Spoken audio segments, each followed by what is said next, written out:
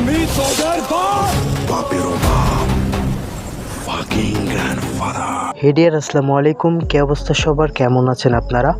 অবশেষে রাক্ষস মুভির নতুন ভিলেন নিয়ে তর্কে বিতর্কে জড়ালেন মেগাস্টার শাকিব খান এবং পরিচালক মেহেদী হাসান হৃদয়। মেহেদী হাসান হৃদয় বলে, আমি মিশা সওদাগরকে কেন নেই সেটা একমাত্র আমি নিজেই জানি।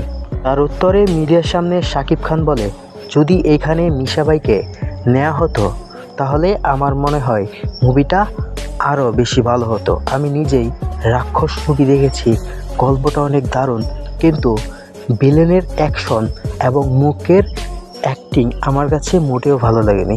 এখানে মিশাবাই বেটার ছিল। পরিচালক মেহেদী হাসান হৃদয় বলে, নতুনদেরকে সুযোগ দেওয়া উচিত। যদি নতুনদেরকে সুযোগ না দেই তাহলে ভালো ভালো খলনায়ক আর তৈরি হবে এক মিশাবাই ছাড়া। তবে শাকিব খান এই বিষয় নিয়ে আর কোনো তর্কে জড়ান নেই।